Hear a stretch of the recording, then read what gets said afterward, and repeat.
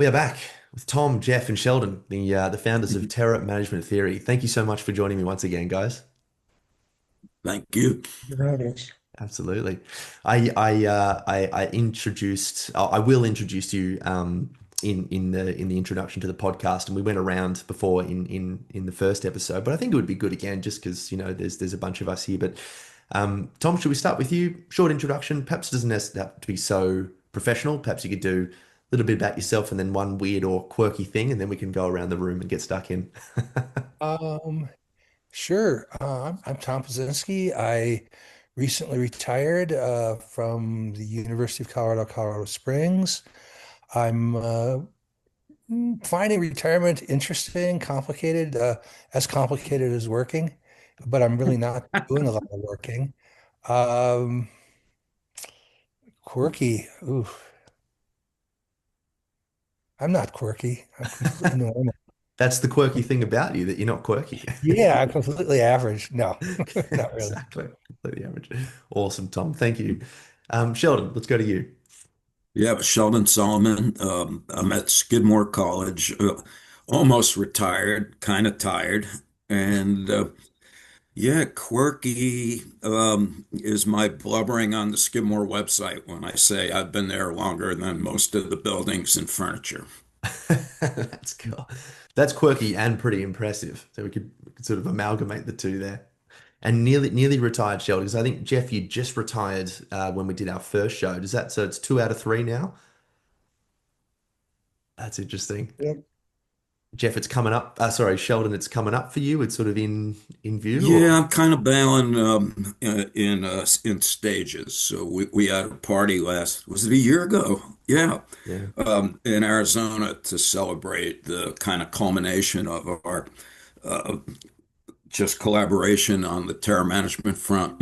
I've kind of scaled back everything that I do except for teaching one class every semester, which I'm enjoying so far, but I think one more year at most, and then I'm hitting the pasture. Yep. Interesting. What's the Yeah, what class hold you just to out of? that? Pardon me? What did you What say, Jeff? class? I said, Oh, what, all you right. said what class? Yeah, I did existential psych last fall. I'm doing intro for the last time uh, in the spring because that everything that we learned 50 years ago is like no longer true.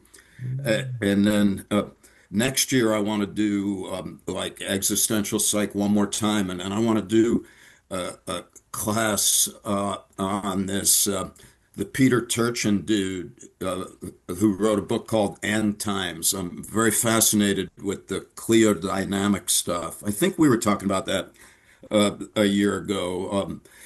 He's just this statistician at Oxford who um, talks about when societies are going to collapse, and he's not political. He's actually to the right of things, and in terms of his own politics, but he argues that you can predict when societies will collapse by a mathematical equation of income inequality, and he just says that Mm. historically we go in cycles, and when inequality hits a certain point, the little people get pissed, and it's a psychological fork in the road.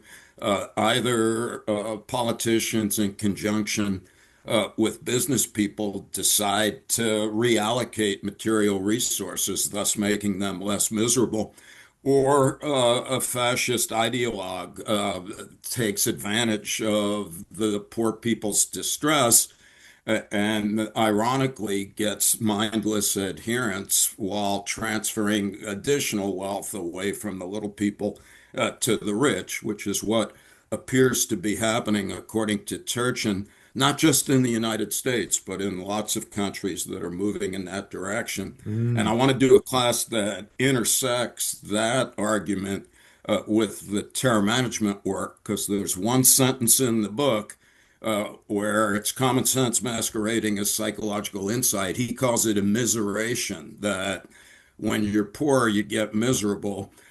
You actually get shorter physically, and your life span decreases. And he points out that part of that misery is associated with the realization of one's own mortality, and that's where we hook in. So I'd Interesting. like to teach that one more time. Yeah, and then I'll wrap it up. That is really interesting. I think before I come to you, Jeff, just on that point, I think I've heard Ray Dalio talk about that too, that you can predict Yes, you things. have. Yes. Is it something to do with that? I don't know if they overlap in terms of being aware of each other, but I think his take, from a purely business Mm, perspective, is quite insightful. Yes. mm. God, it makes you think about just how limited we are and predictable, or it makes you think about the what free will is really. It's quite scary. Yeah. Wow, Let Why me awesome. know when you figure. wouldn't so the idea is that a totalitarian system is inherently unstable. Why, No, what if they win enough people over? And what if they have absolute power? Uh, is the according to idea the that piss everyone else off? It's going to piss enough people off to lead to change, or No, he's actually Thompson again. He has this giant database over like the last 200 years, mainly in England and Scotland. And it's like a 40 to 50 year cycle in general. And his point is it usually doesn't end well. It usually sometimes ends with the elite people in power getting killed, sometimes ends with a civil war. Mussolini, his definition of fascism was it's a collaboration between politicians and corporate entities.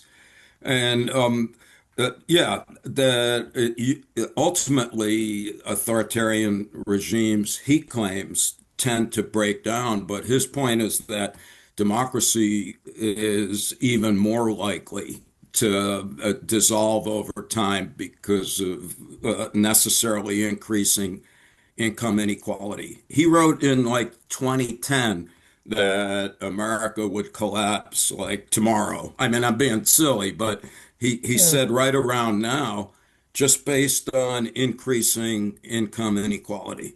Mm, mm. So let me ask you a couple things. One is he taking into account relative deprivation? Is How that part of so? his analysis or not?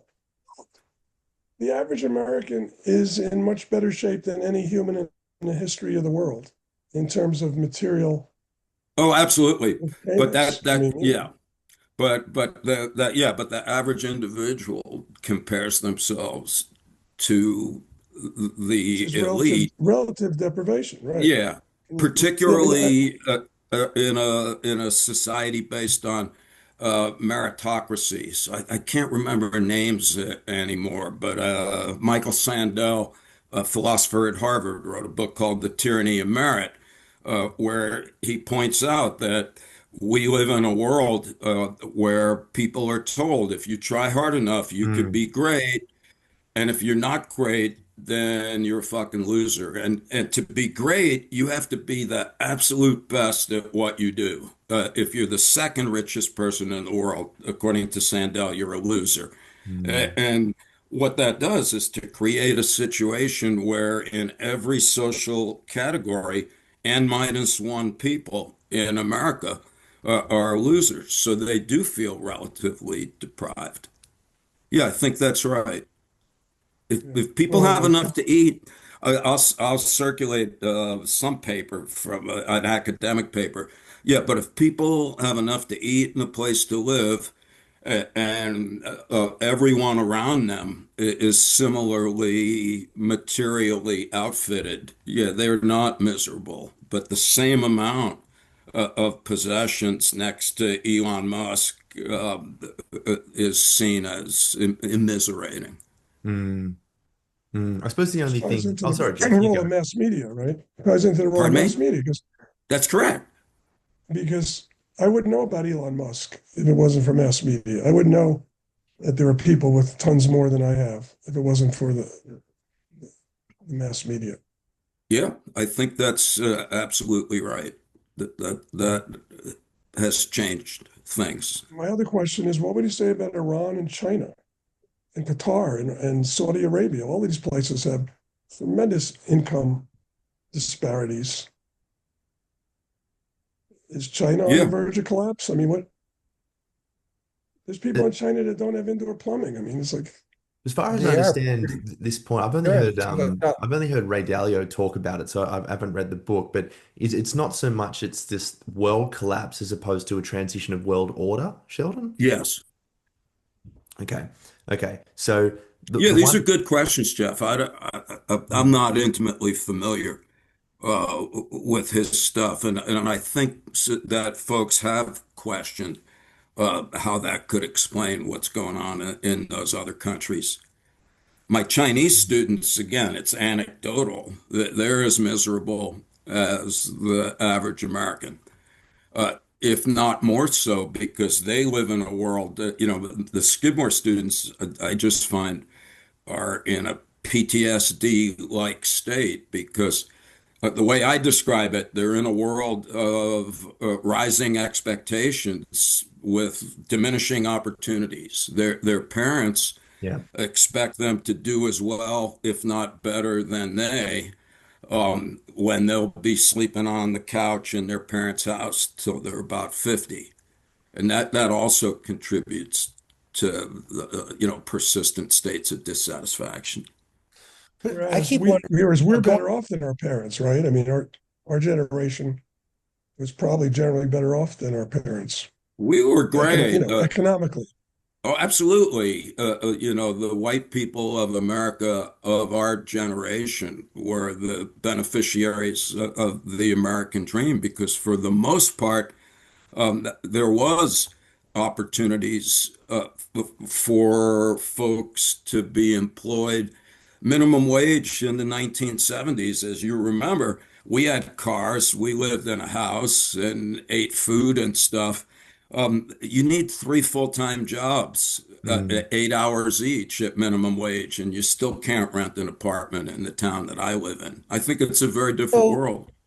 Sheldon, though, what I keep wondering about though is what about the role of the ideology that the totalitarian or fascist is pushing? And wouldn't terror management theory suggest that allows them to be relatively content by blaming other people for the problems that they're having? So, in other words, it's not something about the wealthy in America. It's the people from south of the border coming over, or it's not in Iran the Yep. ruling Ayatollahs, but it's the American imperialists who are getting them. In China, I'm not really sure. I guess it's not communist anymore, but for decades it was. It's not the poverty that we're having. Yeah. It's the capitalist world. So wouldn't terror management theory sort of suggest that ideologies can keep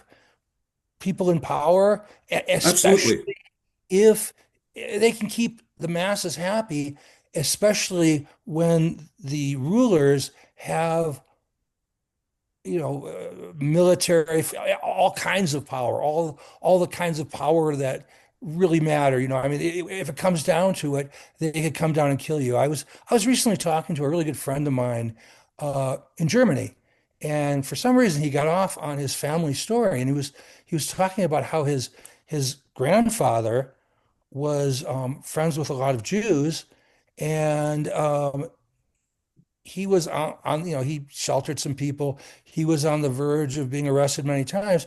And his grandfather's son, my friend's dad, ended up joining the Hitler Youth at age 11. And, Mm. and the gist of it was that um, his grandfather, who hated Hitler, felt like, well, I got to let the boy join Hitler Youth or I'm going to get arrested and executed. And he almost was executed. He was actually on death row. But the idea being that, Hitler had the power to kill anyone who resisted. And he did in many, many cases. A lot of interesting side bits of that is the trauma that both his grandfather and father dealt with after the war. but if the government, as is the case in many places, can go in and eliminate dissent, either by killing them or shutting down media or investigating um, government members who challenge them and threatening them with prison, while at the same time giving the masses someone else to blame, like the foreigners or the people in Greenland who are sitting on our resources. Why won't that work? It is working. I mean, Hannah Arendt in the book of The Origin of Totalitarianism, I don't know where she got the number, but she said, look, about a third of any population is susceptible to anal cranial fusion, Mm. mindless adherence to an ideology. Remember when Trump said, I love the poorly educated, don't believe what you see or read, only believe what I say. Yeah, that is working for at least, and statistically, that's what's happening in the United States right now. It's about 30 something percent of the people in the US are just enthusiastically supportive of everything that's being done that one could argue is against their interests because it is the ideological framework and the psychodynamic comfort that's conferred by yoking yourself to that kind of individual. Yeah, and that may sustain that kind of political organization until reality just gets so discrepant from the proclamations about it Mm. that the other two-thirds mobilize somehow. You know, there's Interesting. only, I don't know, Tom, number one, if this makes sense, but what's happening in the United States right now, but President Trump lies almost every day about the state of the economy. Mm. And Mm. yet, people that believe that that's what's happening are often from the constituencies that are Mm. most negatively affected by his policies. Interesting. And so that in support of what you're saying, Tom. But Yeah, then that there's other figure of folks. What's that? that one-third figure is shockingly exactly what our old friend Abdul said. Exactly. Abdul from Iran was, well, how do people feel about things? And what he had to say was about a third of the people support the theocracy, a third of the people are adamantly opposed, and a third of people just want to get on with their lives. And that, Yep. you know, I suspect that's kind of close to what we're seeing here. They're tuned out. They're like, they feel like, well, you know, this is the way it is. Nothing's ever going to change. So I still keep wondering, well, what's going to promote change? What's going to bring the change on?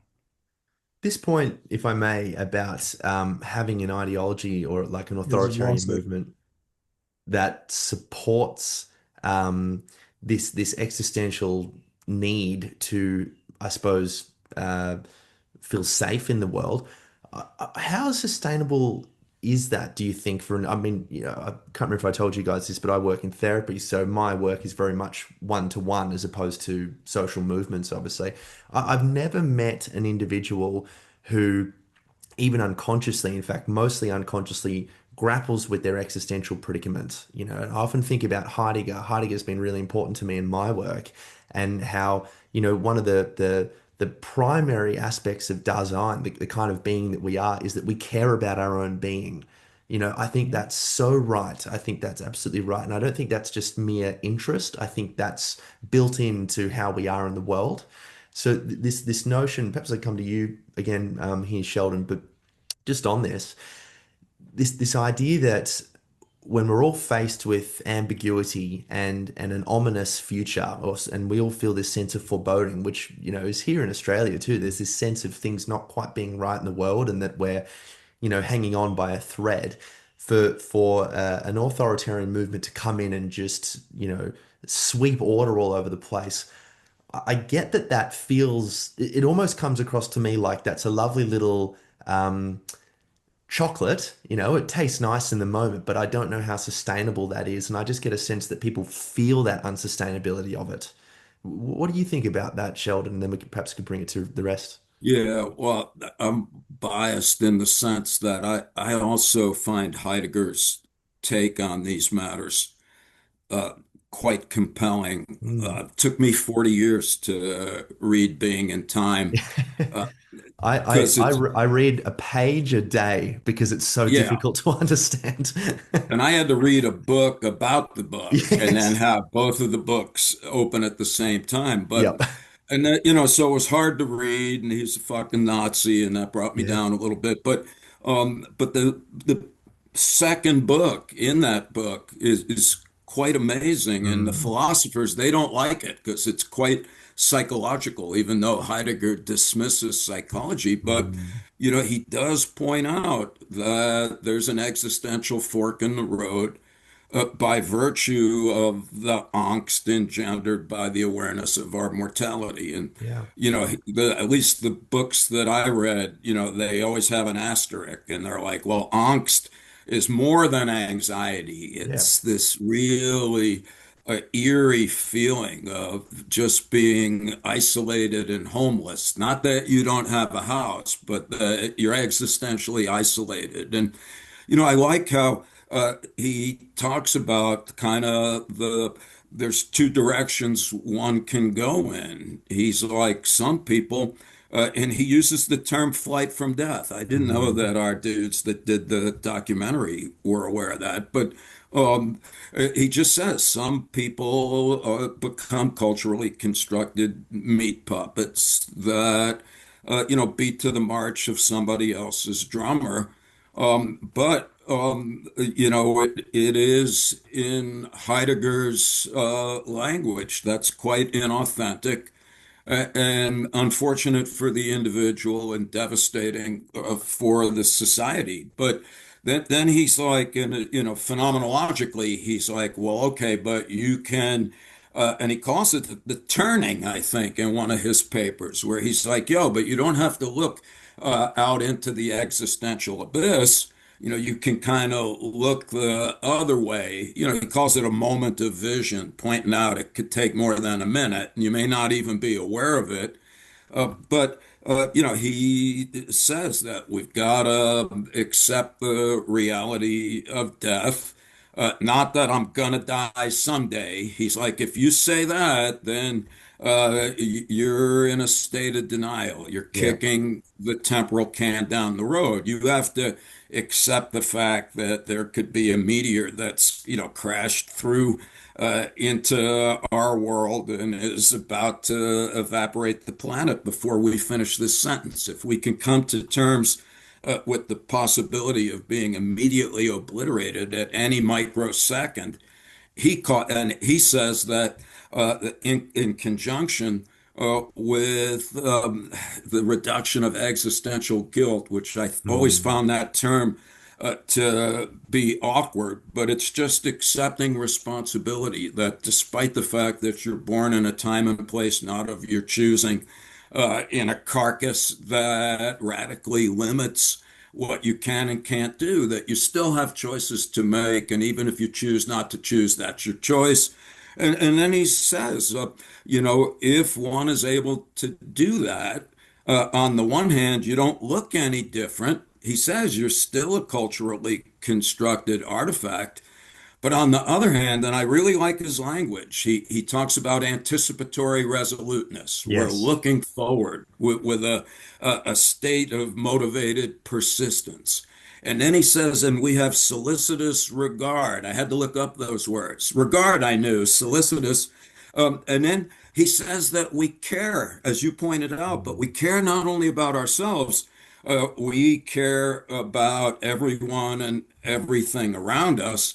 And it sounds like Walt Disney or Mary Poppins, but he's like, if we can get to that point, that our life feels like an ongoing adventure in a state of, I think he says, unshakable joy. Mm. And he's not naive. He's like, this doesn't take away death. This doesn't take away suffering.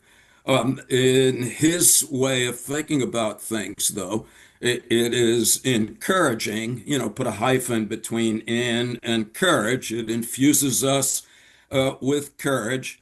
Mm. And that in turn fosters what in psychobabble some folks are calling existential maturity, and that's ultimately good. So that's Yeah. the Heidegger take on things. And I think that there's a lot of work that I find very appealing. There's a group of Israeli neuroscientists that are showing that the kinds of both from the East and the West. And Tom, you've done this research, so you should really jump in. The Israeli stuff is based on Tom's work with Park about mindfulness and meditation, reducing defensive reactions to death reminders.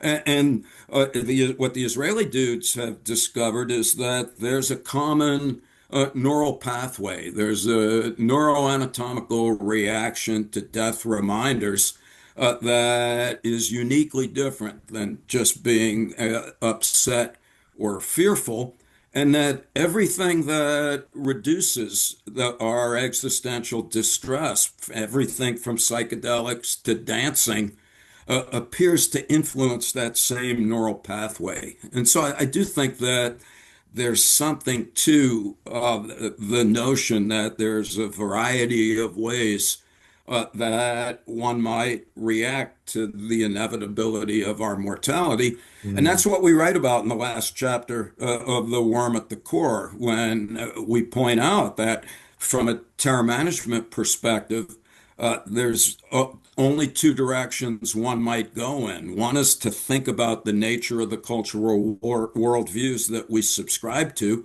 And then the other is to think about the variety of ways that we can come to terms with mortality that doesn't have malignant manifestations thereafter. Mm. Mm. So, actually, Tom, could we come to you? I'd love to hear about some of that research, this notion of mindfulness. I'll front load this question by telling you something that a recent guest spoke to me about. He's recently retired too. Actually, he was at the University of Melbourne here for a long time, Dr. John Powers, and he's one of the nationwide leaders in transcribing Sanskrit and Buddhist research and all of this sort of stuff. He's been a Buddhist academic for decades.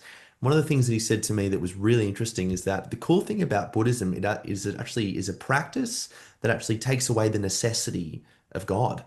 It meditates on this notion of non-self, and really getting down to the root. To me, it sort of spoke to me as terror management theory, or trying to understand reality as such before we really had academia and research, is getting to the fundamental truth and of how it is to be alive and what it is. Um, where does mindfulness and the relationship with existential therapy come into this, Tom? I'm not really sure what to tell you. The research is really just scratching the surface of those things. Mm. What our study showed is that immediately after meditating, um, death reminders no longer led to defensive reactions. Whether that works in the long run is an open question. There are also studies that we did showing that Buddhist monks who meditate really, really a lot, like hours and hours a day, didn't react to death reminders, and that could mean that they've conquered their fear of death, and they say they have, but it's also real possible that the we were assessing their reactions to criticisms of Korean society, which they may not really Mm. identify with. Mm-hmm. We actually asked the head monk if we could do a study looking at reactions to criticism to Buddhism, and he said that's not acceptable. Oh, Uh, wow. he said that's no. And he also, I don't know. Do they fear death? I think a lot of people say they don't fear death, and that the fear of death is an unconscious thing that's really, really difficult to get around. Yeah. But I Tom, go ahead. what about the finding that those dudes in those conditions, there's not a immediate suppression of death thought accessibility? That's Yeah, yeah, beyond yeah. No, cultural. well, right, but that was immediately after meditating. That was in minutes after meditating. I've Right. been meditating for the last 50 years, and I'm still scared shitless to death. Hmm. You know, I I meditate. meditate. I don't manage to do it every day. You know what I mean? I may not be doing it as well as I could. I sure haven't noticed that. Yeah, Uh, okay. My take is the fear of death is a lot harder to get around than many people would like to think, and that I'm sure when all of you guys teaching classes about this or doing lectures have had people come up and say, "I'm not afraid of death." I remember Bill Blatney telling us that, right? yeah, The first time we ever talked about it, and I kind of giggle, right? I mean. I don't yeah, know. I mean, I'm not denying the possibility of it.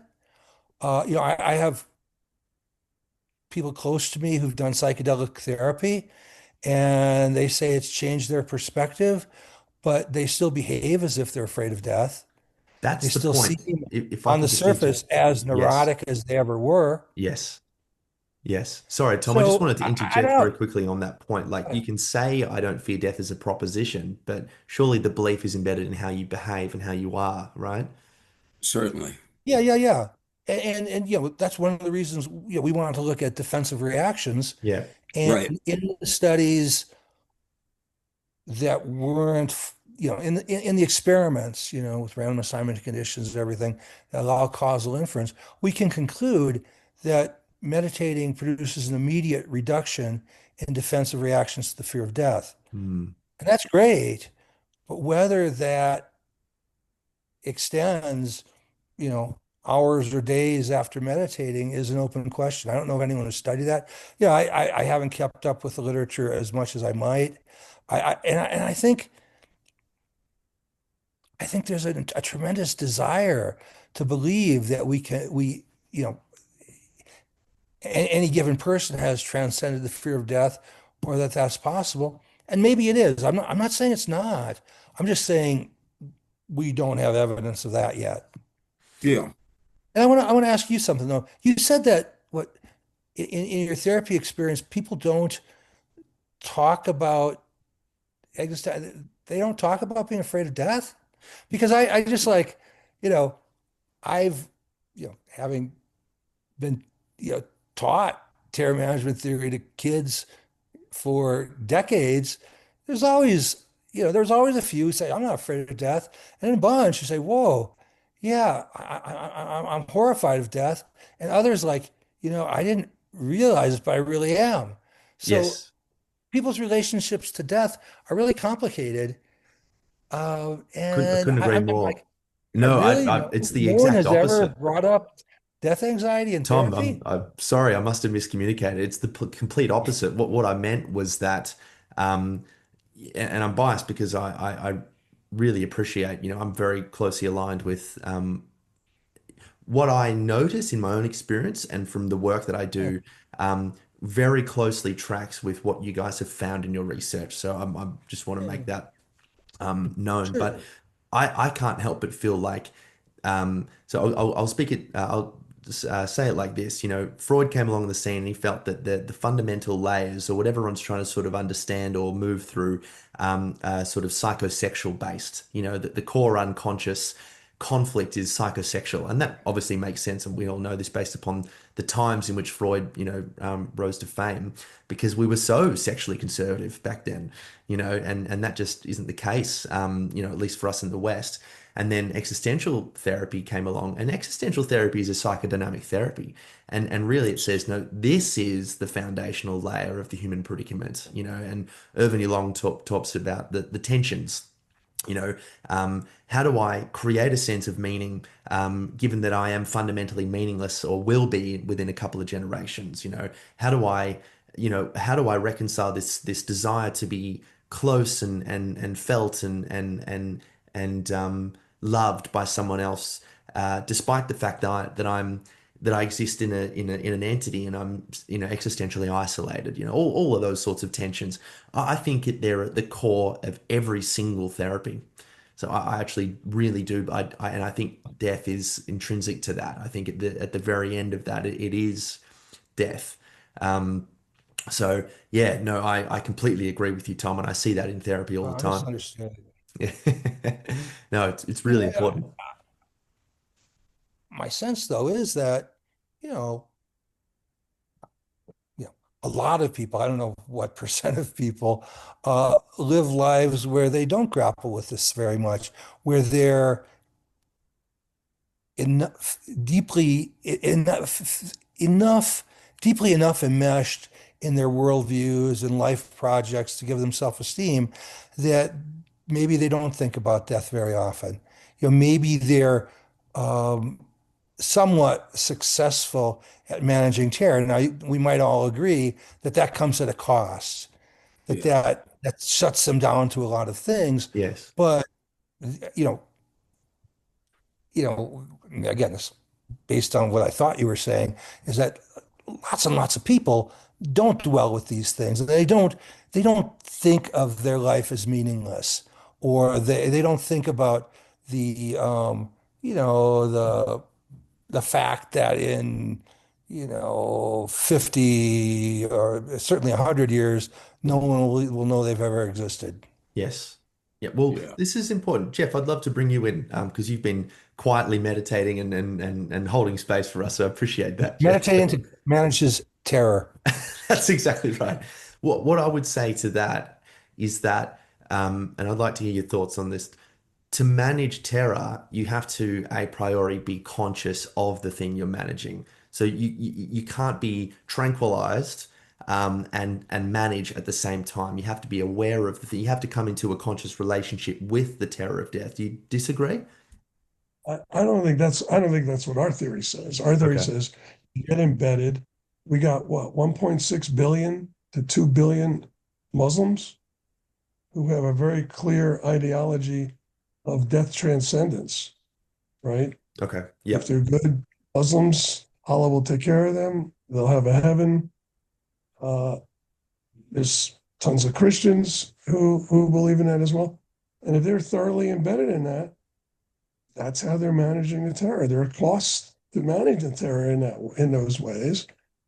But our view of managing terror is that, not the Heidegger thing that Sheldon's trying to get at, of this real death acceptance that takes real confrontation with these existential issues might be a better way to manage it, but we wouldn't call the conventional methods not managing. It's managing the terror and helping people get through their lives with their existential anxieties largely under control, except at maybe particular moments in their lives that are difficult to experience failure, experience loss, imminent threat of death, etc. So, I guess my question back to Sheldon would be, and I've read people talk about Heidegger. I haven't read Heidegger. I did take 7 years though to read The Magic Mountain, so I understand difficult things to get through. And The Magic Mountain actually covers almost everything we've said is virtually covered in The Magic Mountain. But in any Yeah. event, because he anticipated meaninglessness, the spread of meaninglessness Hmm. that is plaguing certainly Western culture, if not other cultures. But to me, if you take most people and get them to really understand obliteration and that it can happen at any moment, what's more comforting than buying into somebody who's going to protect you or some ideology that's going to protect you, right? Because, Totally. well, these nasty immigrants, they could kill us, uh, or the opposite, right? Or these Trump's people are going to come into your house and kill you, So you buy an extreme version of one or the other, which to me helps explain a lot of the polarization. Right? You got these two camps. I think they're both insane and they're both extreme. Mm. But it's better than the alternative, which is just everything's fucked and you're just going to die. Is to think, no, I'm going to be protected and I'm going to be fine as long as I follow this or follow that. And if all else fails, you just blame the Jews, and they're the problem. And if we I, just get I'm, rid of them, and I, Well, both sides have better, that one. better maybe for oneself, but not for the Jews, right? Or the yeah. Muslims or the left or right wingers. Right. But if you're Right? not one of Better, those and you not just better for listen to people what, who are not different than yourself. absolutely. But if you just listen to what Sheldon had said earlier, I'm sitting in my chair. I'm scared to shit right now because of what Sheldon said. Something else. I just want to. I just want it not happening to me. I mean, come on. I think the basic narcissism that, of course, Freud talked about. I think it's hard to deny that there's some of that probably in every human. I mean, Becker argued that it's built into our limbic system, basically. Mm. That we're creatures, we're animals, so survival is a big part of what we want to do. And so, throwing the Jews or the immigrants or the Muslim or some other group under the bus, if that's gonna keep me from being obliterated a little longer, why wouldn't that be appealing to most people? This So, Sheldon, this what would Heidegger say to that? I mean, I don't. I'm trying to figure out why Heidegger thinks like this, delving into this, so that there you are, obliteration in a moment, utter meaninglessness. What does that liberate you to do, and how does that eliminate your anxieties or your angst? Or if it doesn't, yes, you could live with it and try to be, philosophical about it. But I think for most people, it's more comforting to then grab onto some ideology that's going to solve that problem for you, which of course is what terror management theory would say. Yeah. Right? Well, that's what Becker says. Remember in the chapter about Kierkegaard, back to Tom number one, uh, you said tranquilize, and that was Kierkegaard's phrase. That's yeah. my favorite, tranquilized by the trivial. Mm. But then when Heidegger writes about that at the end of Being and Time, he says there's two kinds of tranquilizers. There's the sedatives, those are the average people sitting in front of their phones in a disassociated stupor waiting for Amazon Prime. And then there's the amphetamine tranquilizers. Those are the frenetic Nazis or MAGA people or Iranian theocracy folks. And they're uh, so they got the folks sitting in the trailer park with the cheese whiz on a cracker. Those are the subtle, sedated, tranquilized, and then you have the agitated people clinging to the ideological demagogue. But that's where Otto Rank comes in, and we don't. And Becker, I don't think talks about this enough because Ronk had a middle ground that I think it aligns more with our take on things, even though I don't remember us ever writing about it, because Ronk said that it is possible to embrace a culturally constructed view of reality and to be completely satisfied with the social role that one inhabits in the context of it.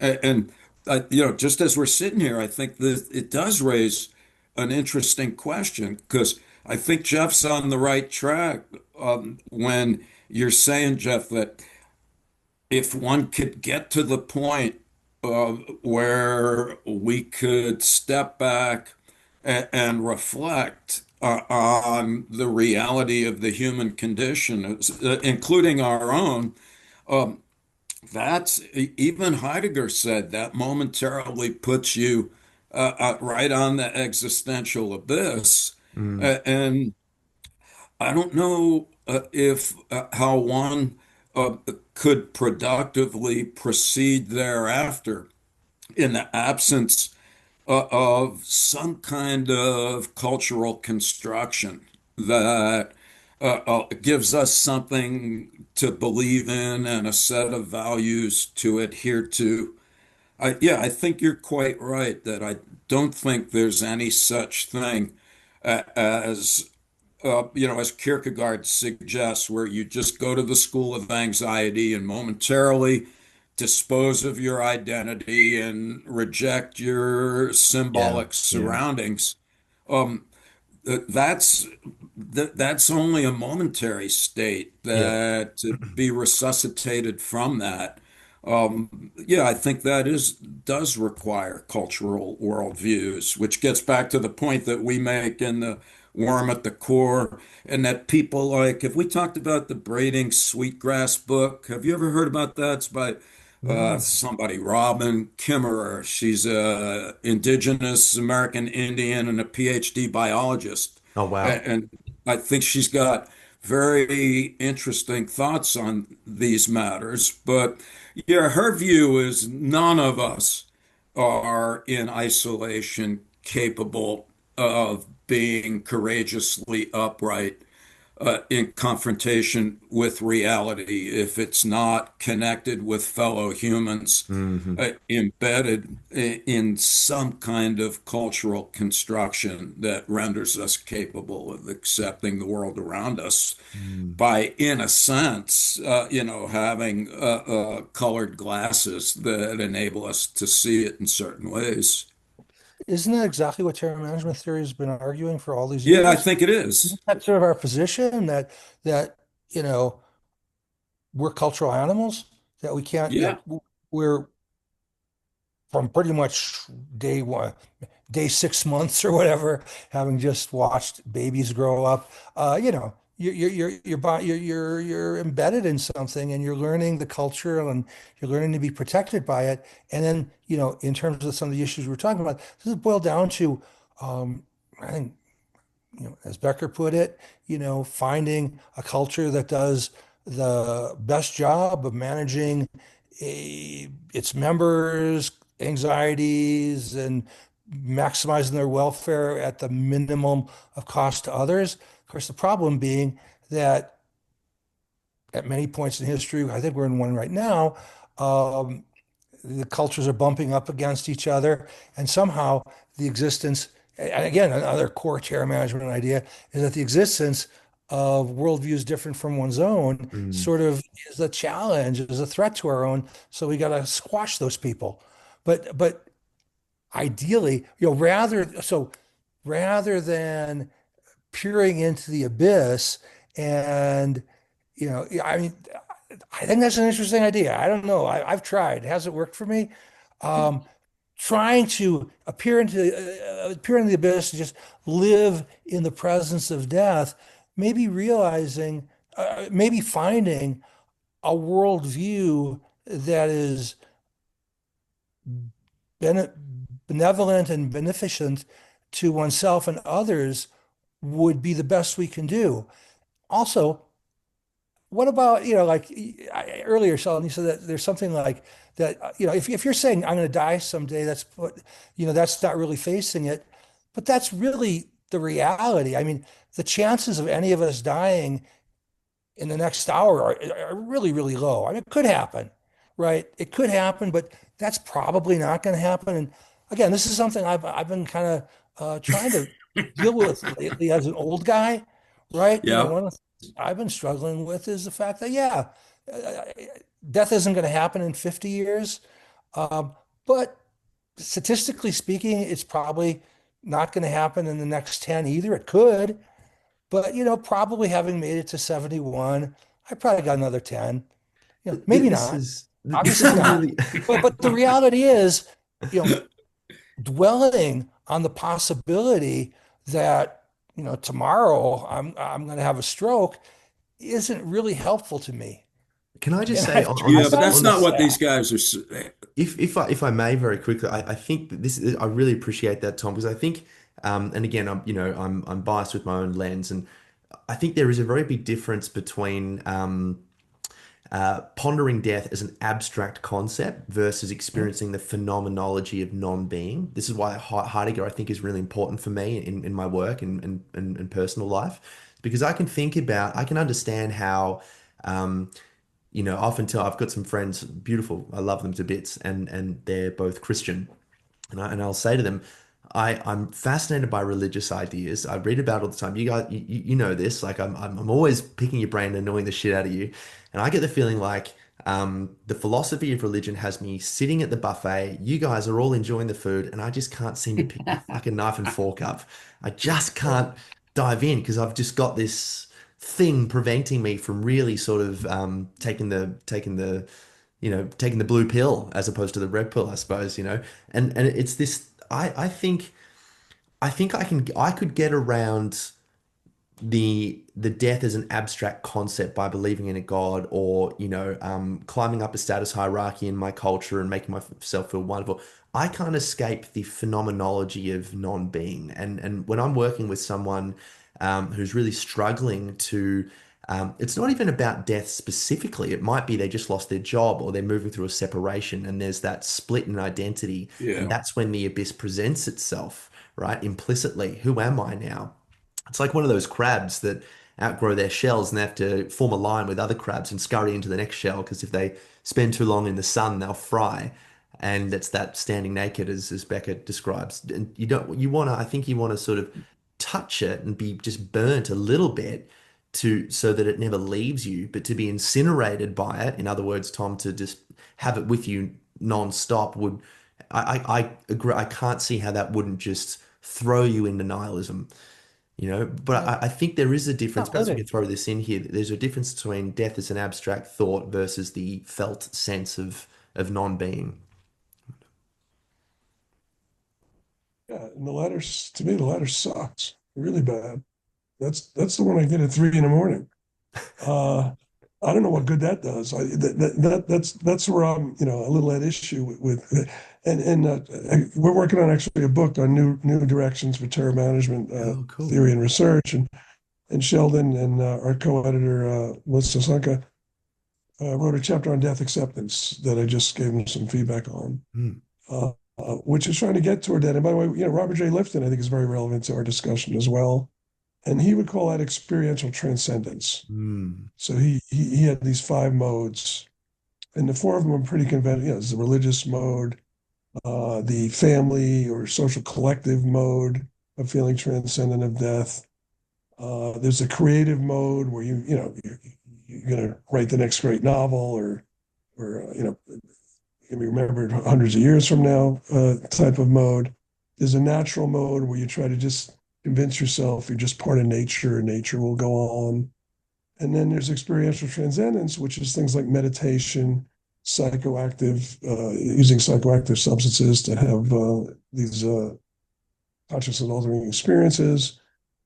And he argues that experiential transcendence is very useful, but it needs to be grounded in one of the other four modes Yes.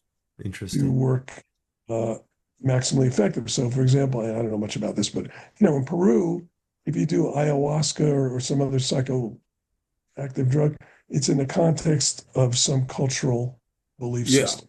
That's That's interesting. right, Jeff. And, So that's the right. sweetgrass woman. But, I don't know if you guys remember this because I have an old computer. And before we wrote the 9/11 book, I don't know who wrote it. It might have been you, Tom, but we were writing another book called A Cultural Animal in an Existential Age. And I found some of the chapters. I'm going to circulate them because we were, because in the old days, um, we were, how shall we put it, unscathed by knowledge. So we would just write what we were thinking about, Hmm. not having really read any of these folks. But that's what we said is, we're at this moment where prevailing cultural worldviews are starting to be disassembled. And that's going to put us in a perpetual state of psychological dis-ease. So I think it keeps coming back to the point that you just made, a la Lifton. I don't know if Lifton says it or if we argue that in the Worm book, which is that there's no such thing as experiential transcendence that isn't somehow connected to the other modes. He doesn't know. Wait, hold it. Lifton says if you do that, that's like Right? dropping acid and then burning down a public school because it'd be cool.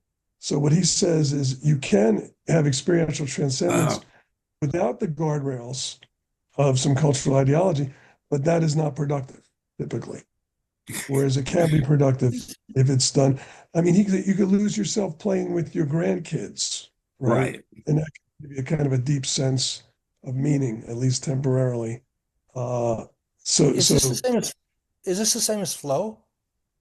It is a flow It's would got that be, vibe to it, doesn't it? experiential Yeah. transcendence and flow are very close to the same thing. I think Mm. so, Tom. Yeah. Except that, So, except you can flow while you're playing a video game. I don't know if you'd call that an altered state of consciousness necessarily. So, you know, but there's certainly interestingly, I mean, overlapping. there are people who get a lot of satisfaction and probably terror management out of doing that. But you know, I would imagine for the three of us, maybe listening to great music might be an Yes. example of that, or Yeah, the having sense of a great meal. timelessness is part of Great it, meal, right? A right? sense That's of being right. outside Also, of time. Yeah. Yeah. But doesn't inflow is also in itself has a tranquilizing effect because I think about this notion of coming into deeper relationship with death, like managing I really hope I'm not misconstruing your words, guys. My apologies if I am, you let me know. But the idea of managing the terror of death to me seems such that I have to stay in conscious relationship to it in order to manage something. I know there's unconscious ways of doing that's the it. way we think of it. Okay. But We were trying to explain, we started out wanting to explain the insanity Yes. of some of cultures yeah. and why cultures try to destroy other cultures. So the theory really started with trying to explain the conventional human, That's Mm, not right. the human who's that's super interesting. in touch with their Yeah. existential issues. And Okay. obviously, we like the theory to be relevant to both types of people. But like, because we followed Becker, and Becker was like, why do we keep killing each other, right? Why do groups keep killing each other over the entire course of history? And this is indigenous groups and non-indigenous. I mean, it's like it's virtually it's hard to find a piece of history where there wasn't conflict Yeah. between groups since recorded history. So we were trying to explain that. So I think you're thinking of terror management as more of like an enlightened thing, and we were Yeah. trying to explain That the makes sense. unenlightened Yes, I see. Yeah. I versions of see. that. Yeah. That's not to say Uh, the enlightened doesn't or can't exist. right. We were trying to explain what most people do most of the time, Yeah. and we were Yeah. Right. explaining why people, you know, uh, are so prone to evil, are Yes. so prone to hurting each other and themselves in the pursuit of denying their mortality. Now, having done that for 40 years, it's a fascinating question. Like, is there a better way? Mm, And the theory, to my understanding, doesn't take a position on that. That's sort of a next step that someone really ought to be taking. And existential therapists and humanistic psychologists have been proposing ways of doing that. Theologians, religious leaders, you know, there are all these ideas about it. That's fascinating. I love talking about it and thinking about it, but that's not really what we spent the 40 years focused on. We yeah. were trying to explain why people flew airplanes into the Twin Towers, Yeah. why people, many Germans lined up behind Hitler to kill Jews, Yeah. um, things like that. Yes. Why, why people will spend devote their lives to getting more people to read their journal articles so they can get a higher rating at their university Yeah. to bring it a little closer to home. More Google Why not? Scholar citations. Yeah. Yeah, yeah. It makes sense. I just can't help but feel like the answer to that question, in terms of what are the implications of this research and what to do about it, is to develop an existential maturity. Because I think it's within that you see the sour irony of all of this killing and hating is that we're all going to die. That's the one thing that unites us. Yeah. My understanding is Becker's answer was finding and creating or finding a a better worldview to embed oneself in. Yeah. In other words, working within the system. In a sense, I think what we've been talking about and what Sheldon's bringing up is kind of going outside the system, going outside the default mode of dealing with terror to hopefully find something better. Is Sheldon, does that fit what does that Yeah, fair am enough. I missing it? Am I on target No, there? no, not at all. But and remember Becker, at the end of Escape from Evil, he starts Escape from Evil saying, pessimistic, but I'm not cynical. And Mhm. then he says towards the end of the book, look, it's not clear to me if we're a viable species. And it's on the grounds that every cultural worldview, and you guys know this as much as I, but his point is no culture is culture symbolic, death is physical, no symbol strong enough to eradicate death anxiety. Therefore, we've got the panic rumbling beneath the surface of consciousness. I think that's what he says. And that's repressed and projected onto others that we declare the all-encompassing repositories of evil, the eradication of which would make life on earth as it's supposed to be in heaven, which raises the question of are humans capable of constructing and maintaining a worldview that infuses us with existential comfort that Mm. doesn't require that we select somebody that we need to fucking kill. And historically, so far, the answer is no. So, Strong no. And one of True, the but things there have Becker been said efforts. was that if you look at religions and the history of them, they always move toward concretizing what were originally supposed to be abstract notions and yep, principles. That's interesting. Right, in the without, Catholic Church versus Jesus' yep, teachings, I mean, Yeah. is a pretty obvious example. But I Yeah. mean, it's just like burning the American flag. The American flag is supposed to represent freedom, Yeah. so you should be able to burn the American flag. But then you're burning the symbol that yep, represents my worldview, right? And so so it seems like that people always have to concretize uh, abstract principles, which then you have to defend those concrete symbols yep, and identities, and then you're back yes, to these people are questioning what my basis of psychological security. yeah. And Mm. that's the You have to be Paul done with. Tillich dude, the Protestant theologian. He just said that's what creates the problems. Religion at its best brings out the best in us, but when we take our symbols literally, concretizing the abstract, yeah, that's what reduces us into, hostile zealots.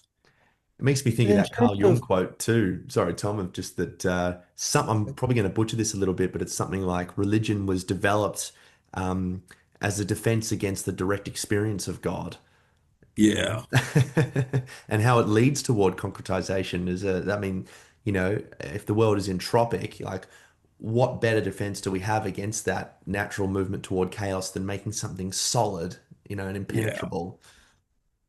Hmm. Sorry, Tom, I'll cut you off there. oh, I was just going to say, my hunch is that they're people who are able to keep the values abstract and who kind of try really hard to orient themselves towards values that are good for both themselves and other people in the world in general. Hmm. I mean, they're, that's not to say, they don't end up resenting people who are different, but their values might prevent them from taking action on it Right. and doing things to overtly harm them. They might resent them, they might feel anger, but I don't know. I mean, that's the optimist in me is that it's possible to find a worldview that is relatively benevolent. Now, the rub is that eventually you're going to then say my worldview is better than every other worldview. I'll Those fucking nasty, kill you. those nasty guys. But your worldview might have values that prevent you from fucking killing them. Yeah. Yep. Yep. You Totally. know, like Right. Probably won't. I'm trying to think of a group, and you're picking. I don't want to, point a group. I don't know, you know, you know, yeah. I mean, any cultural group is going to have, you know, have some things that people from the outside are going to see as well. That's kind of crazy. I was trying to think, parts of the Quaker movement, maybe, but yeah, Mm. but they were denying progress and living in the world as it currently existed. But to some extent, they're on the benevolent side of religious movements. I don't know. I don't know that much about them, to be honest. And they're sexually repressive. They got some problems. But you could have a pacifist, peace loving movement that Will be destroyed works by for the some other people, for certain people. worldviews. Right? Wait, go ahead. What? Well, but one of my favorite early social psych things was if you're playing like a prisoner's dilemma game, and you have one person Yeah. is peaceful and friendly, and the other one is an Yeah. asshole, the asshole destroys the person who is trying to, exemplify good values, is then going to be invaded and destroyed by the other one. So there's that sort of paradox as well. That's an Yeah, important paradox. I think that's an not important suggesting paradox. it's easy. It makes me think of Dostoevsky writing about, what it would be like if we could do nothing but eat cakes and continue ourselves Yes. with what would we do? We'd ruin it. We'd smash the whole thing down because we want something happening. We want adventure, we want something to do. Oh, it makes me sad. I want to pivot a little bit here, gentlemen, if I may. One of the things that I didn't raise in our last conversation that I was hoping to get your thoughts on was the concept of hell. And this notion of it makes me think about, probably the most famous soliloquy of all time, to be or not to be. I think, as far as I remember, the thing that kept Hamlet alive was his fear of what would happen if he did hurt himself or commit suicide. Um, what are your thoughts around hell and how it relates to terror management theory? What did some of the research suggest, and where are you at with it now?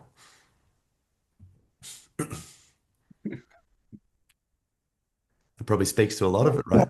I don't think we've done any research directly on hell-related Someone should. concepts. Certainly, the idea of if you're good, you'll have a good afterlife, and if you're bad, that goes back thousands and thousands of years. I mean, ancient Egyptians believed in that. So one way to look at that is that was a form, that was a way to maintain social control, or get people to follow the rules uh, that you want them to follow. So that's sort of a pragmatic approach to how that stuff started out.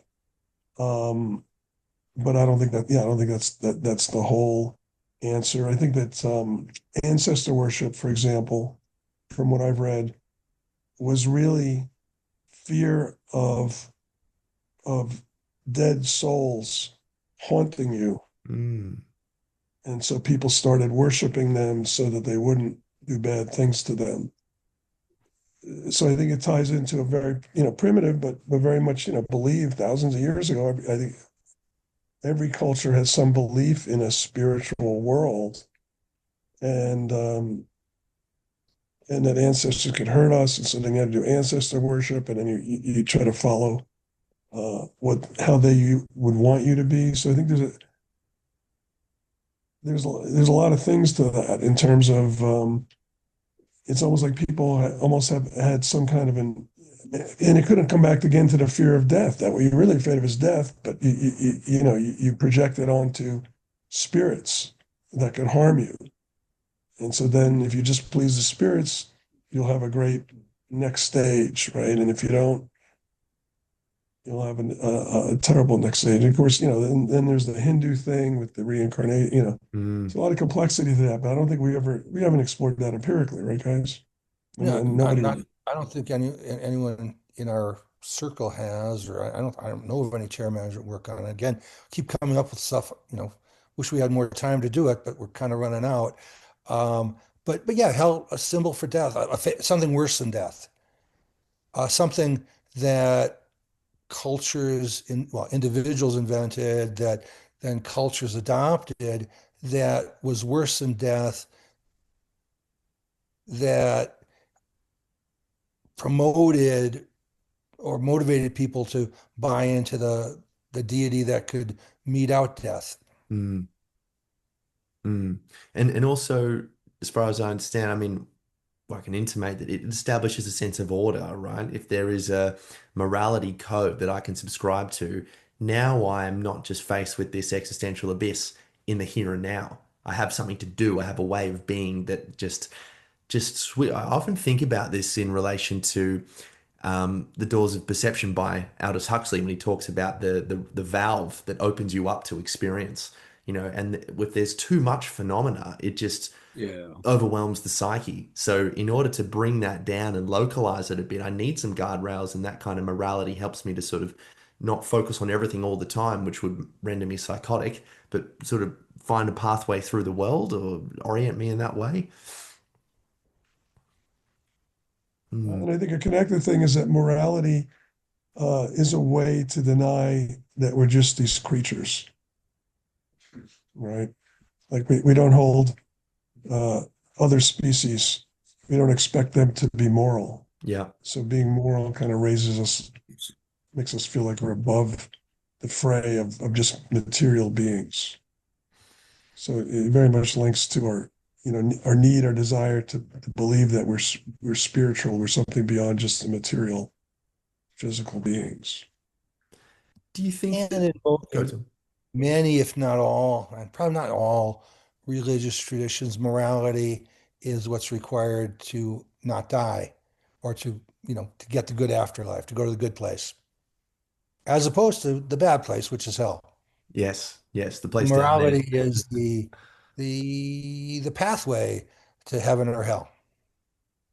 Exactly. And Yeah. there are in other cultures have different ways of construing that. There are a lot of people, humans been really creative about coming up with different stories about how it all works. But the one that, we're probably most familiar with because of the Judeo-Christian Islamic tradition is the heaven and hell. Mm, mm, mm. Have you guys ever come across a critique of your work that is a really sound critique? Like this notion that it all comes back to death denial? Has anyone presented a theory to you that really is quite interesting?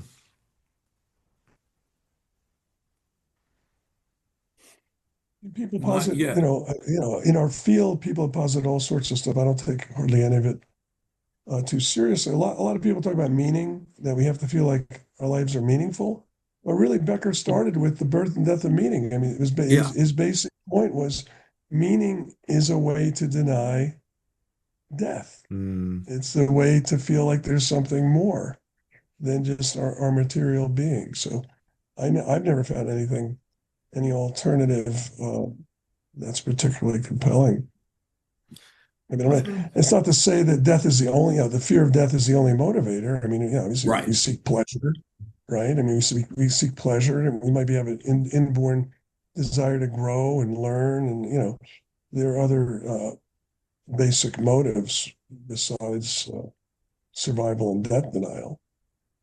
But those aren't alternatives to that. So we've written about those. We've written about, okay, what if we think about growth motivation and learning yeah. and all of that, and this defensive need to deny death and forestall it, and also deny it and try to transcend it. We think those work in concert. If you really want to understand humans, you have to understand both basic kinds of motivation. I think they're downstream too, right? For someone to present a theory around how pleasure is the primary motivator, why do we feel pleasure? Why is an orgasm so pleasurable? It's like, well, you can't help but then come back to what we're actually trying to do there, which is continue our species, which means that we're really motivated against annihilation, right? That's right. I've heard Jordan Peterson say It's that. also, but it's also Gotcha. fair that, the capacity to experience pleasure to orgasm was an adaptive, it became a biological part of us, right? Yes. As a species. So again, I wouldn't, I don't like to get too reductionistic. And Ron talked a lot about, interestingly, about orgasm and that sex is partly threatening because it's so creaturely, and it reminds us of our mortality. That's He right. also argued that it sort of undermines our sense of individual personality because it kind of tells us, hey, we're just a link in a chain that we're not Yes. going to keep going, but yeah, our offspring might. And that creates a sense of threat, and it's part, I think, why there's so many taboos about sex. And like, Yes. yes, you can have sex, but it has to be this way, or that, different cultures have different versions of that. So, and we have to dress it up, right? You do it in the context of love or Good point. caring, or even procreating as ways to sort of dress it up and make it less just animalistic and less creaturely. Mm. I think one of the mistakes that a lot of people make when thinking about terror management is to assume we're saying that death is the only thing and everything it reduces to death. We're saying death plays a role in lots and lots of stuff, possibly everything, maybe not absolutely everything, but pretty darn near. But that's not to say there aren't other forces at work. Right. Yeah, the pleasure of sex. Um, yeah, as Jeff was sort of saying, uh, sex probably evolved to be pleasurable because it encouraged people to do that, which passed genes on. That doesn't, that's not in any way Yeah. inconsistent with the idea that sex is uncomfortable for some people at some level Yeah. because of the creaturely reminder that it has. People seem to be pretty good at getting around that. Either by embedding it in something like transcendent love or being the best sexual athlete on the block and in the hotel. I don't know, wherever. On TikTok now, Tom. On TikTok, yeah, Yeah. having the best sexual apparatus, you know, Yes, exactly. Yes. Very true. um, all of which is sort of different from the basics of sex is being that it feels really good and that makes Mm. us want to do it. And that enables us to pass the genes on. And it feels good in part because it passes genes on. Exactly, exactly. And that notion about uh, having it be a reminder of our creatureliness just makes me think as to why, the toilet isn't in the lounge room, for example. Right. I mean, there's probably other things there, there's the hygiene aspect and all that kind of thing. But really, it's funny you said before, Jeff, about not wanting to be too reductionistic about how it sort of all emanates from annihilation. If I be honest with you guys, I've actually found your work very helpful for me and my being in the world, because it gives me a sense. It's just enough of a reminder to help me not get too sort of unconsciously lost in status seeking or whatever. You get 10 PhDs and have all these guests on the podcast, and it's like this helpful sort of tug to find my authenticity and have a relational process with it. It's strange for a lot of people, I think, but I think having that reminder of our temporal finitude gives us a sense of humility, authenticity. It's very pro-social. It certainly has been in my life, because it's something that we can all relate to. I could talk to you guys all day. I love you to bits. I can't wait for the next one. But if we could segue from that into finally how this work has actually affected you in your personal lives, I'd really be interested to hear what it's done for you in that way. Who wants to go first? Why don't you? Well, the thing that I focus on, and this is when I started reading Becker and started thinking about these things and trying to put it together, make sense of it, was, I think I was a pretty when I was young, I was pretty brash, and I was always calling people out when I thought what they believed in was bullshit. Which is like not hard to do. Doing it all the time on the internet, and what I think Becker and this terror management perspective taught me was that, well, whatever I believe is also ultimately bullshit, Mm, and that what matters isn't the absolute truth of any worldview, but rather whether the worldview is working for that person mm, so that it's helping to quell some of their anxieties about their mortality and their vulnerability. And also at the same time, not steering them toward doing harm to others, whether within or outside their own culture. So I think it made me more humble and a little less brash and more willing to be accepting. I find myself defending religion a lot mm, because people love to attack it. A lot of people love to attack particularly academics and intellectuals. And like, you know, if it's working for somebody, it's not causing them to do harm to others, that's fine. And then, of course, I point to the 20th century where anti-religious movements, Nazism, Stalin. fascism, yeah, communism, yeah. caused way more harm than any of even the religions historically, of course, have contributed, but so have the non-religious. Any dogmatic worldview, whether religious or not, is going to cause a lot of harm, and that's what happens. So anyway, I think I've become a little more tolerant and open person by understanding that everybody's just trying to get by, and if Mm, the way they're getting by isn't harming others, uh, then why would I try to burst that bubble? mm, I think that's wrong. That's not we're not here to Yeah. make it more difficult for people to quell their existential anxieties. So that's how I think it was has been most helpful for me. mm, mm, Yeah, just following up a little bit on that, in the in the relatively immediate aftermath of 9/11, we wrote this book in the wake of 9/11, The Psychology of Terror, and I got involved in going to a lot of conferences and meeting people from a lot of, our intelligence agencies, Israeli intelligence, British intelligence, uh, Islamic activists who are trying to uh, suggest that their religion doesn't need to go in that direction. mm, One of the things we ended up doing is, and this goes back before that, but just showing that if you prime pro-social values, the first one was one from the 90s, I guess, where we found that Yeah. priming tolerance led people to react less negatively to reminders of death. And interesting. then we got into these discussions about, well, why is it that religion is so often used to promote hatred? And we found that if we would prime, one of my favorites is we would prime um, verses from the Sermon on the Mount to Christians, it would eliminate their willingness to kill Muslims to fight terror after being reminded of death.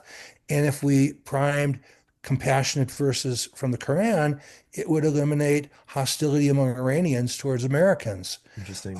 We found similarly priming a sense of shared humanity did Yeah, I similar like things. that one. Priming a sense of that was motivated by Bishop Tutu, um, priming a sense of the shared costs of climate change would do the same thing. So I don't know.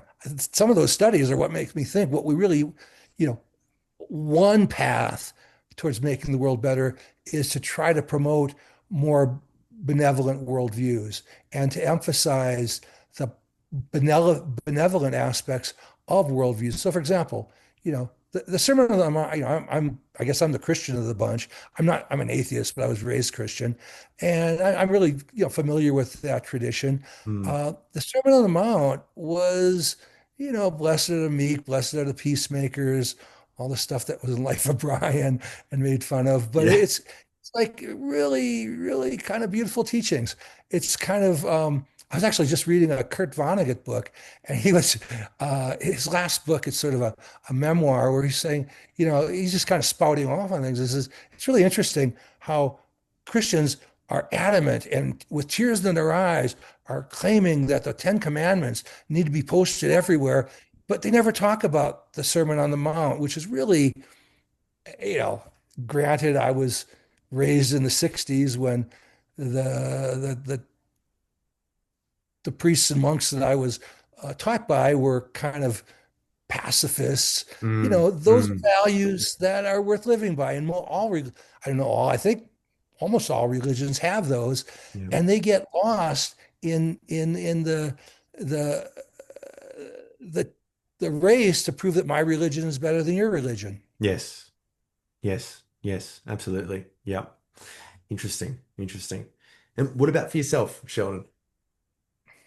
Um, Ditto what Jeff and Tom said. I mean, my joke is that uh, being involved in terror management theory um, was a good way for me for 40 years to not have to think about dying because we Mm. were able to intellectualize. Yeah, exactly. Uh, and and so, in a sense, yeah, and we were young and brash. And now, when I look in a mirror, and I'm like, geez, I look like the guy on Aqualung, Jethro Tull's album cover. It is quite humbling, but yeah, I'm comforted. I think we use the same quote in a lot of our papers. It's the last line of Camus' The Plague. In times of pestilence, we learn there's more to admire in mankind than to despise. And what Tom was saying earlier, I think, Mm. is just grounds for hope. There are times where we appear to lean in a humane direction.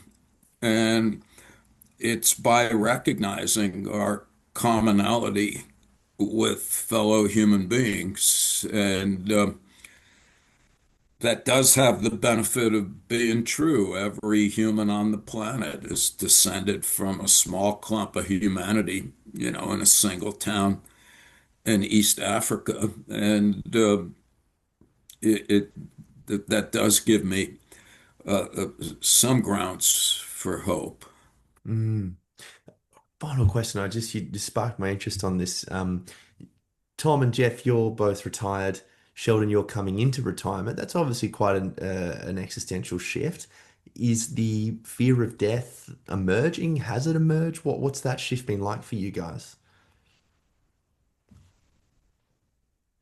Um, for me, it's been been a complex experience. I've stayed connected in a number of ways to the work that I've been doing. I'm actually having a pretty good year, guys. I have like 4 papers in press. So I'm That's still playing Um, the or bogus hero or game. is nothing. I was doing award reviews for guys who are doing 50 a year now, Oh, which I know now it's out of control. But and I thought that would be a good thing. I'm still not sure if it is. So that's what a lot of people after retirement, particularly in fields where they can still contribute something, yeah. keep doing that because that's part of one's sense of meaning and purpose right. in one's life. Yes. So I think that's often probably a good thing, and I think it's been somewhat helpful for me. But the thing that I find really crazy is I I'm so busy, and Mm, I never feel like I have enough time. And people told me this before I retired that you're going to be shocked at Yeah. how your time is picking up, and you don't have all this free time that you thought you would. And I'm not sure. I'm still working on what to make of that and why that's happening, and all that. So I don't think it's like intensified uh, my death anxiety. Although like Tom, it's probably at a ceiling level anyway. So then it'd be hard to go up. But I don't think yeah, I don't well, think it's the made that anyway. But Tom has distanced more from the yeah. field than mm, I have. Uh, So yeah, he make so what yeah, how do you feel about that, Tom? Well, first of all, I think that's kind of ironic and a little funny because when we were talking about retiring, you're saying, when I'm done, I'm done. I'm not doing this shit anymore. And I'm like, no, I love psychology. I want to keep doing it. And now that I'm retired, I kind of lost interest in a way. Now, part of that has to do with the way our field has changed. Mm, And the kinds of things that we spend our lives doing aren't valued the way they used to That's be. right. that's interesting. There's been some really, I think, bad changes in the field of social psychology. That's part of it. It's also part of like, well, um, okay, I I don't know. It is like, do I have time for this? And then what I wonder about, what Jeff just brought up, is how busy we are. It's like, is it really we're busier, or just we don't have the capacity we used to, the youthful Yeah, energy that interesting. would keep us going? I don't know. I think it's a little bit of both. Or But desire, anyway, even, what's perhaps? I don't know what to make of this, but I agreed to do a talk at the World Congress on Existential Psychotherapy in Denver this June, and I just had to write an abstract. I'm going to do this talk about the interface between uh, growth and defensive motives, which is Mm. something we wrote about a few times over the year. And damned if it Cool. hasn't got me kind of interested again. I don't know. I've been thinking about shit. I don't know. I'm trying to suppress it. It'll go away. Fair No, enough. no, I kind of feel like, yeah, it'd probably be good for me to do something. And there was a bit of a strategy of saying, I'm gonna just not do anything for a while and see what happens. Mm. And kind of wait until I something comes up that really grabs me. I don't know. And then I'll have these ideas. I'm like, yeah, okay, I like that. And it's like, yeah, but then I'd have to write and go back and forth with idiot editors and Jeff probably wouldn't even put it in his books.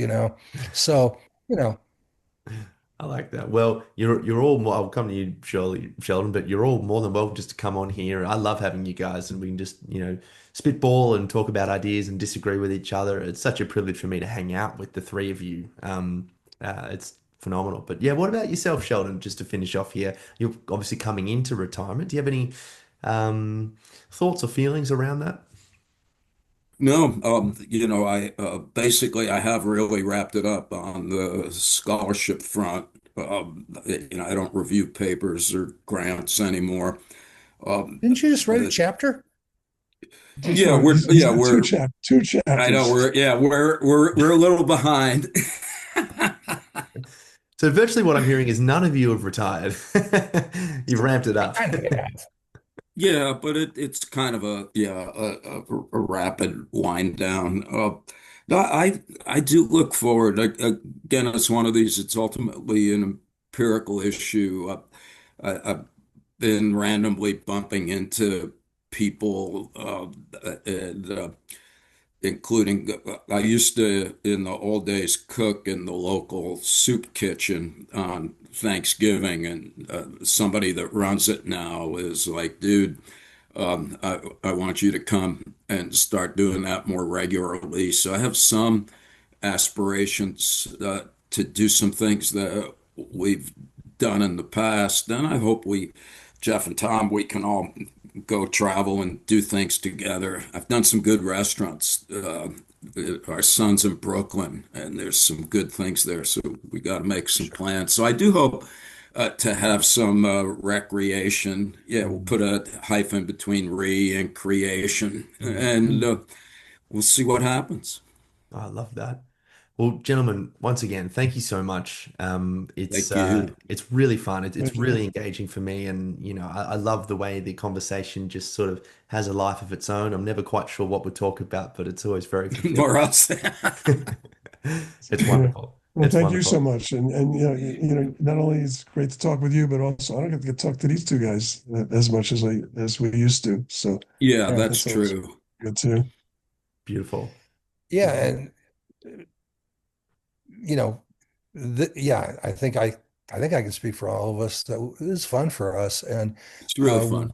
you know, talking with you and your interesting questions, and then getting to discuss and kind of do what we used to do Mm. is a kick. So yeah, if you Yeah. ever need us, if you ever like to do it again, Always.